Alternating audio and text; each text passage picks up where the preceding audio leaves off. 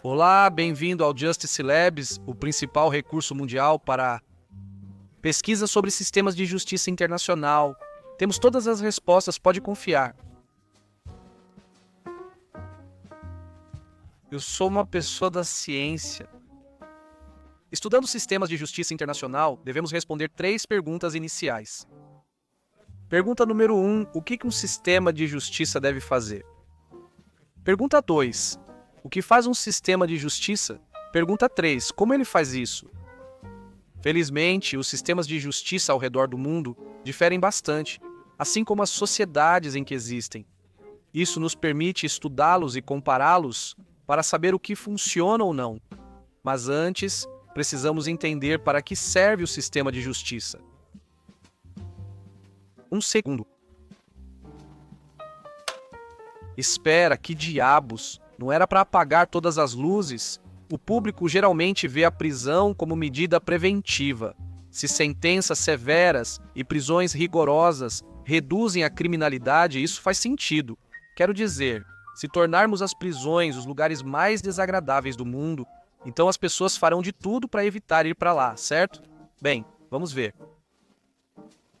Apesar de ter apenas 4% da população mundial, os Estados Unidos da América têm quase 1/4 dos prisioneiros do mundo.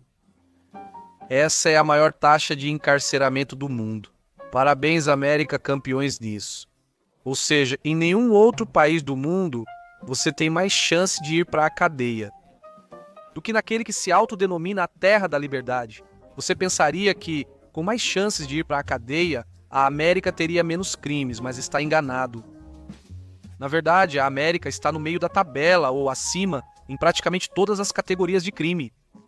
A taxa de homicídios dos Estados Unidos da América é a 94ª mais alta do mundo. Agora você pode estar pensando, bem, isso não parece tão ruim. 94 parece meio que no meio da tabela, e você estaria certo, é mais ou menos no meio da tabela. Mas é uma taxa de homicídios maior do que em lugares como Somália, Paquistão, Líbia e Síria. E esses dados já foram ajustados para as diferenças de tamanho da população. Parece que só a ameaça de ir para a prisão realmente não impede as pessoas de cometer crimes. Mas talvez isso seja só porque a América tem sistemas prisionais muito brandos que na verdade são até bem agradáveis. É como se hospedar em um Hilton, eu acho. Segundo o Departamento de Justiça, as prisões dos Estados Unidos da América foram consideradas culpadas de não impedirem a agressão, estupro, esfaqueamento e uso ilegal de drogas.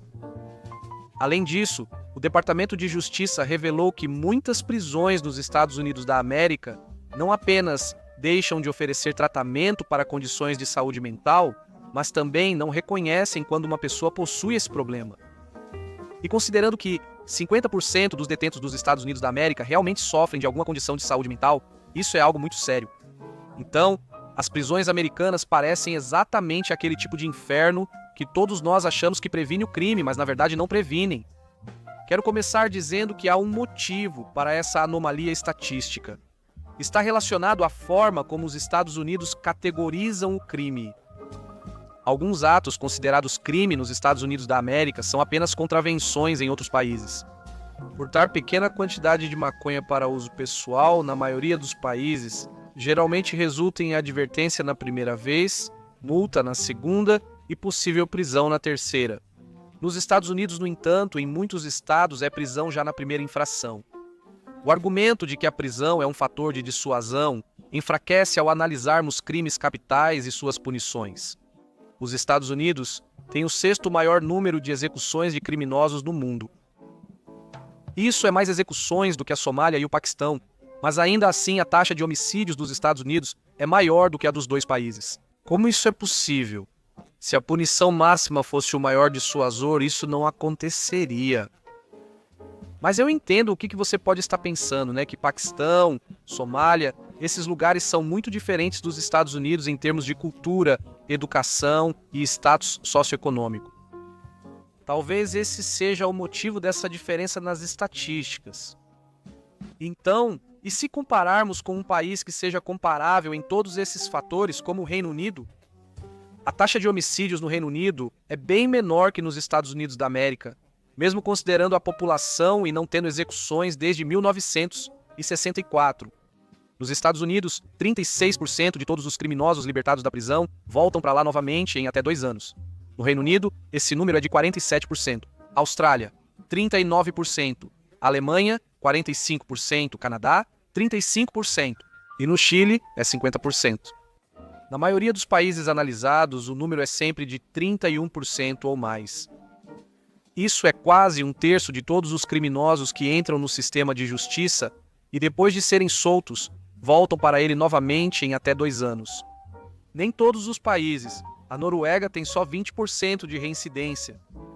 A questão é, por quê? Quem vê isso nota que a Noruega é, na verdade, um país pequeno. Na verdade, ela tem pouco menos de 5,5 milhões de pessoas vivendo lá. E as pessoas que olham para isso, obviamente, vão dizer, bem, na verdade, esse tamanho de população é muito menor e muito mais fácil de controlar. E essa é a razão para a taxa de reincidência muito mais baixa. O que essas pessoas não vão dizer é que em meados dos anos 70, a Noruega, na verdade, tinha uma taxa de reincidência de 70%. E naquela época, a Noruega tinha um sistema prisional muito semelhante ao dos Estados Unidos. Por volta do início até meados dos anos 90, a taxa começou a cair significativamente até chegar a 20%, e desde então permaneceu nesse patamar. Singapura também apresentava taxas de reincidência próximas a 40%, iguais ao restante do mundo. Assim como a Noruega, eles também tinham um sistema parecido com o americano e com o do Reino Unido, e, como a Noruega, por volta de meados dos anos 90, começaram a mudar um pouco o sistema e a forma de pensar, e a taxa de reincidência começou a cair até atingir o menor índice de todos os tempos, de 22%, em fevereiro deste ano. Agora, você pode estar pensando que esses países são muito diferentes dos Estados Unidos, tanto em tamanho quanto em cultura, status socioeconômico, educação, e talvez esse seja o motivo de haver uma diferença tão grande entre esses países e os Estados Unidos da América. E se usarmos um exemplo mais relevante? Há locais nos Estados Unidos da América fazendo algo parecido e obtendo resultados similares? Na verdade, sim. Michigan, nos Estados Unidos, decidiu há 10 anos mudar seu sistema, que era baseado em punição, para algo diferente e começou a experimentar uma queda na reincidência lá também. Agora está em 27%, a menor taxa de reincidência dos Estados Unidos.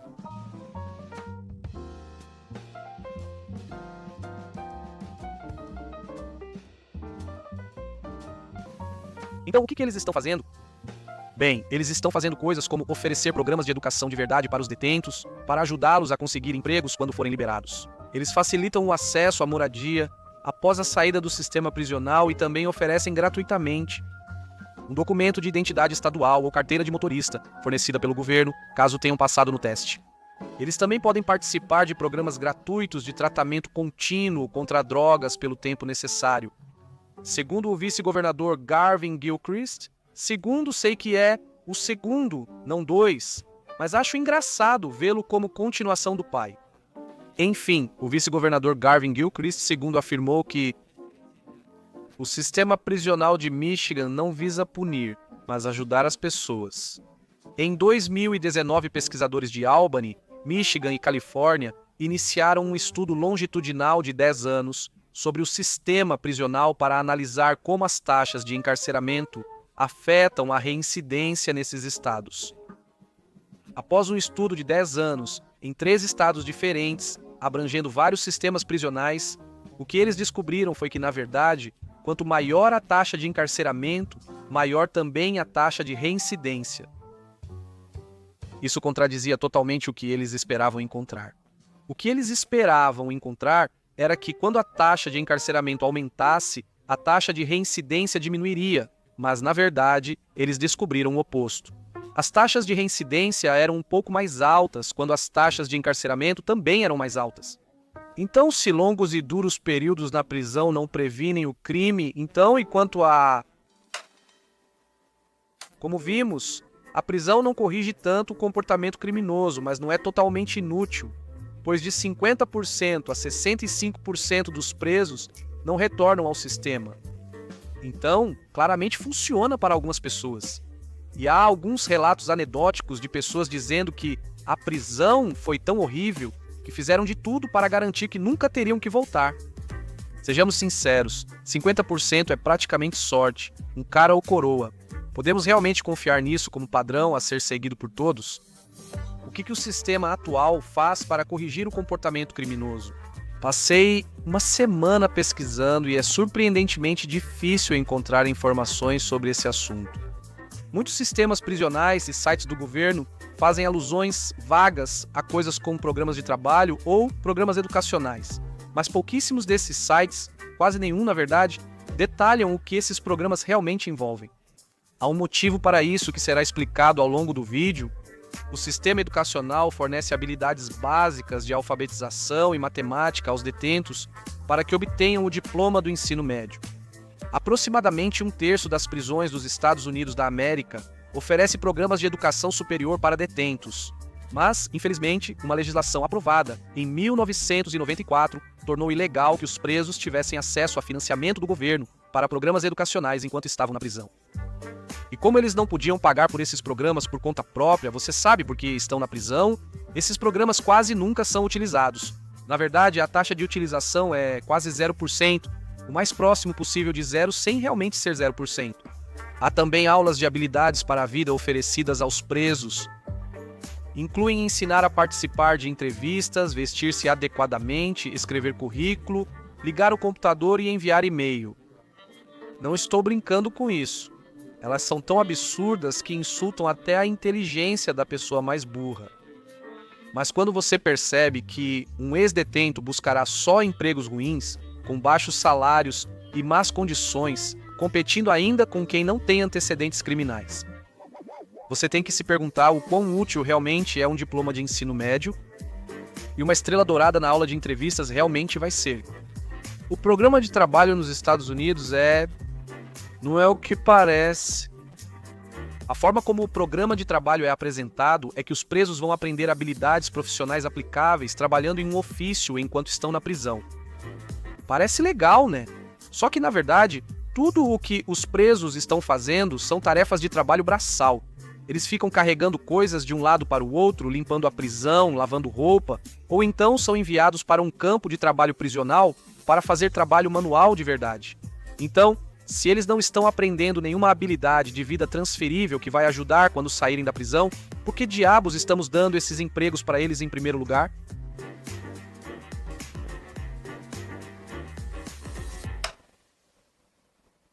Essa resposta talvez desagrade, pois o capitalismo é quase uma religião nos Estados Unidos da América, mas fica comigo, beleza? Querendo ou não, o capitalismo contribui para o problema das prisões nos Estados Unidos da América. Isso ocorre porque detentos são usados como mão de obra para grandes corporações, recebendo $1 por dia. As empresas aproveitam o sistema prisional para aumentar lucros, empregando presos em vez de americanos comuns e trabalhadores como vocês. Isso mesmo, seus empregos não estão sendo dados para imigrantes ilegais, eles nem estão sendo enviados para o exterior. Seus empregos estão sendo dados a detentos por $1 ao dia, valor tão baixo que nem imigrantes ilegais aceitariam. Que chance o americano médio tem contra isso? Algumas dessas grandes corporações incluem Microsoft, Victoria's Secret, Walmart, Nintendo, McDonald's, Coca-Cola Industries e Costco. Esses são só os nomes mais chamativos. A lista completa é bem maior. Existe outro lado da privatização do sistema prisional que definitivamente está contribuindo para o problema do crime nos Estados Unidos. Muitas prisões agora são instituições privadas em vários estados. Essas instituições recebem muito dinheiro para prender e manter pessoas seguras. Prisões lucram mais quanto mais prisioneiros têm. Então, existe realmente um incentivo de lucro para manter mais prisioneiros na cadeia. Em 2006, 2 juízes do condado de Luzerne foram condenados por aceitar propina para sentenciar jovens infratores a longos períodos em centros de correção juvenil, mesmo em primeira infração. Se o sistema de correção juvenil do condado de Luzerne não fosse privatizado, não haveria incentivo ao lucro e isso não teria acontecido. Um sistema privatizado também tem a obrigação de crescer para gerar mais dinheiro. Se você perguntar a qualquer empresário qual o seu objetivo para o próximo ano, todos responderão o mesmo: Crescimento, meu amigo, é disso que se trata o lucro. Crescimento, você tem que crescer eternamente. Para o sistema prisional, isso é buscar sempre pessoas para prender. Nos anos 80, ocorreram duas grandes mudanças, mas é difícil saber qual foi causa ou efeito. Só peço que lembre disso enquanto analisamos. Ronald Reagan instituiu sua infame campanha de guerra às drogas, e as populações carcerárias aumentaram como resultado disso. Também foi criada e aprovada a legislação para a primeira prisão privatizada dos Estados Unidos da América. Ronald Reagan iniciou uma campanha agressiva para justificar prisões privatizadas?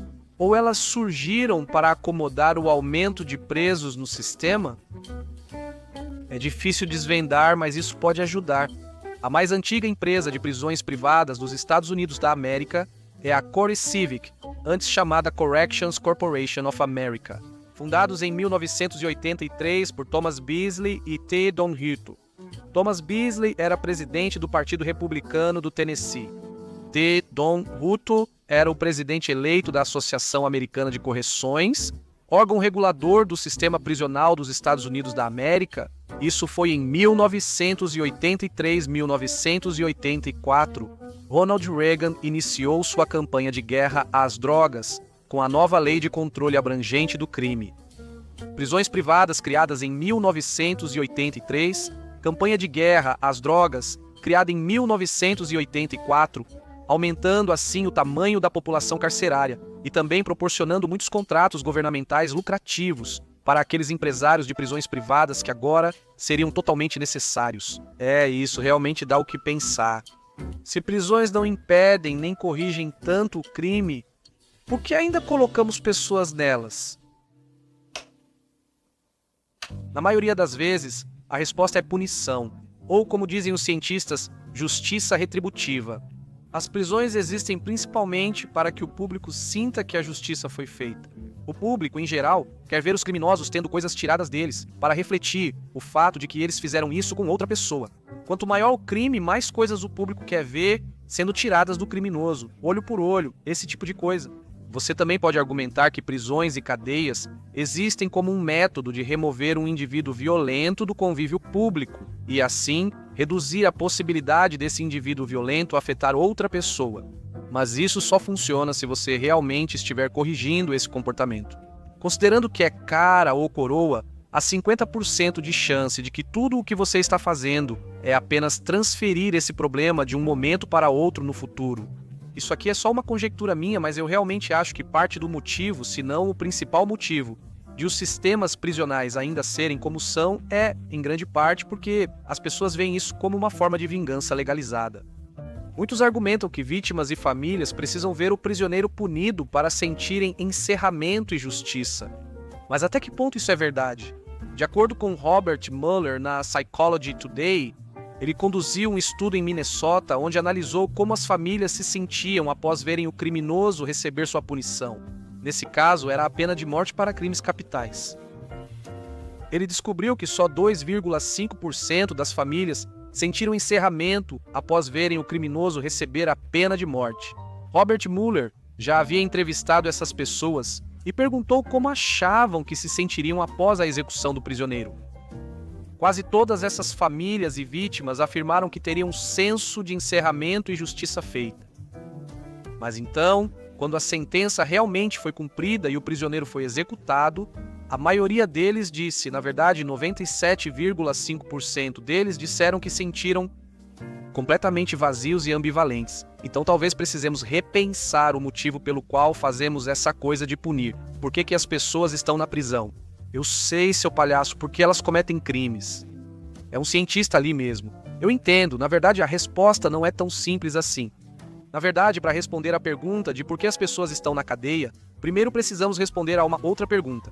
Por que as pessoas cometem crimes? Acho que quando as pessoas falam sobre o que fazer com alguém que acabou de cometer um crime, tendemos a ter um foco muito restrito e olhar para o incidente isoladamente. Olhamos para isso e pensamos, cometeu um crime, vai para a cadeia. Mas, na verdade, o que deveríamos fazer como sociedade é ampliar nosso campo de visão para que possamos enxergar todos os eventos que aconteceram antes do crime. Assim poderemos explicar como e por que o crime ocorreu. Porque se não estamos olhando para o motivo de um crime acontecer, como podemos evitar que a mesma coisa aconteça novamente? O maior desafio para reduzir o crime e as vítimas vem de nós, na verdade, de vocês. Sou um homem da ciência, então penso de forma racional. Mas isso ocorre principalmente pela sociedade e nossa dificuldade em aceitar novas formas de lidar com crime e punição. Para a maioria, é quase inimaginável mostrar compaixão e empatia por um criminoso. O criminoso precisa ser punido, o criminoso precisa ter o luxo retirado, precisa ter a liberdade retirada. Para alguns, também deveriam perder seus direitos, já que foi isso que fizeram com suas vítimas. É um pensamento sedutor, difícil de escapar. Acreditei na justiça retributiva durante toda a adolescência e boa parte dos meus 20 anos. Com o tempo, minha mente e mentalidade mudaram, até antes da pesquisa para este vídeo. Agora, não me importo mais com punição. Não me preocupo com punição, apenas com a redução de vítimas e danos. Não importa quem ou como é punido, só quero diminuir o número de vítimas no sistema. Se você me mostrar a solução mais eficaz para reduzir vítimas, voto nela, mesmo que vá contra minhas crenças sobre crime e punição. E isso nos leva aos nossos amigos na Noruega e em Singapura. O que esses caras fazem tão bem que nós fazemos tão mal? A principal diferença entre Noruega, Singapura e outros países é que lá a perda da liberdade é vista como punição e condições ruins são consideradas excessivas e desnecessárias. Isso é algo com o qual talvez todos nós possamos nos identificar um pouco mais agora, já que todos nós ficamos em quarentena por tanto tempo, meio que pareceu um pouco como prisão, vamos ser totalmente honestos. Ao mesmo tempo, ficamos presos em casa com nossas comodidades modernas. Tivemos computadores, TVs, Netflix. Você pode cozinhar e ver sua esposa quando quiser, mas todos nós sentimos como se ficar presos em quarentena fosse bem difícil. A perda da liberdade já é um grande castigo. Nas prisões norueguesas, presos circulam livremente pelas áreas. Eles podem trocar de cela e têm as chaves das suas. Nas celas, há PlayStations e camas confortáveis. Eles têm TVs, banheiros privativos e podem usar a cozinha para preparar refeições com acesso a facas afiadas. E eles têm menos esfaqueamentos do que as prisões americanas, onde ninguém tem facas. Para muitos no Reino Unido e provavelmente em outros lugares, os sistemas e atitudes são parecidos. A ideia de oferecer esse tipo de tratamento a um criminoso violento que acabou de agredir uma senhora idosa parece moralmente abominável. Você ainda pensa em vingar a senhora idosa. Quando foca no real objetivo da prisão, sua mente muda um pouco. Repita comigo. O objetivo é a redução de vítimas. Na Noruega, os condenados não são obrigados a revelar antecedentes criminais a um futuro empregador, a menos que estejam se candidatando a um emprego no governo, no sistema educacional ou no sistema de saúde. Ainda assim, isso não impede que consigam o emprego. Só precisam informar o crime ao empregador. Na Noruega, o menor estigma sobre antecedentes criminais geralmente não impede o emprego de pessoas qualificadas. A proposta desse sistema é que o julgamento seja feito pela aptidão para o trabalho, não pelo histórico. Na verdade, toda a mentalidade na Noruega não é de punir as pessoas. Facilitar sua reintegração e torná-las membros valiosos da sociedade. Pensando do ponto de vista do criminoso, em qual sociedade seria mais fácil se reintegrar? Naquela que te tratou com hostilidade e julgamento ou naquela que te ajudou? Se aprendemos a nos comportar como resposta aos estímulos ambientais ao nosso redor, então considere isto. Qual dessas prisões tem mais chance de gerar reincidência violenta? Prisão número 1, onde você luta por itens básicos como cigarros ou sabão, sofre agressões ou abusos diários, vive com medo e preocupação constante, além de ser espancado e humilhado pelos guardas. Ou prisão número 2, que é mais ou menos como um hotel medíocre. Se a sua resposta foi prisão número 1, então você é mais perturbado do que as pessoas que trancamos. Não existe nenhuma situação no mundo em que possamos colocar uma pessoa em um ambiente violento e ela saia dele menos violenta. Você é maluco pra caramba. Em Singapura, eles vão ainda mais longe e oferecem educação de nível superior de graça para todos os detentos em todas as prisões. A ideia por trás disso é que, se você tem um diploma, fica mais fácil conseguir emprego quando sai da prisão e, por isso, é menos provável que volte a cometer crimes. Nas prisões de Singapura, você também não precisa cumprir sua sentença na prisão. Você pode cumprir sua pena em casa com sua família. Existem restrições sobre o que você pode fazer e é preciso segui-las rigorosamente. Mas, desde que você siga essas regras, pode cumprir sua sentença em casa, onde ainda pode se sentir conectado à comunidade, à sua família, aos seus amigos, à sociedade em geral. A ideia é que, ao se conectar à comunidade e sociedade, diminui a chance de reincidir em crimes contra elas. A Dinamarca fez recentemente a mesma mudança reabilitadora e reduziu sua reincidência de cerca de 40% para 27%, usando as mesmas técnicas bem-sucedidas da Noruega. Li uma citação interessante do diretor da prisão de Bastøy, na Noruega, que fez sentido para mim. Ele disse: se você trata as pessoas como lixo, elas agirão como tal. Se você as trata como humanas, elas agem como humanas. Não faz sentido? Só para mim, eu não sei, talvez eu seja estranho. Criminosos, na maioria das sociedades, são punidos sendo enviados para a cadeia. Eles são novamente punidos com condições duras, violência e isolamento na cadeia. Eles acabam se sentindo distantes e isolados da sociedade. Ao sair da cadeia, são punidos de novo, sem chance de emprego digno e obrigados a aceitar os piores trabalhos e salários. Às vezes, patrões abusam do sistema e obrigam ex-presidiários a trabalhar por salários ilegais, ameaçando denunciá-los por violar a condicional se não aceitarem. Com o passar do tempo, esses ex-presidiários que são forçados a trabalhar por salários ilegalmente baixos em empregos que não são bons o suficiente para pagar as contas, acabam se endividando para tentar pagar a casa, o carro, seja lá o que for que eles tenham. Isso, é claro, partindo do pressuposto de que eles consigam algum tipo de crédito, porque é muito difícil conseguir crédito quando se tem uma condenação criminal. Você é rejeitado e julgado por todas as pessoas da sociedade em que vivia normalmente, então você também não tem amigos. Eventualmente, você se depara com duas escolhas ruins. Escolha número 1, você pode continuar como está e esperar que algo mude de repente para melhorar sua situação e garantir um teto.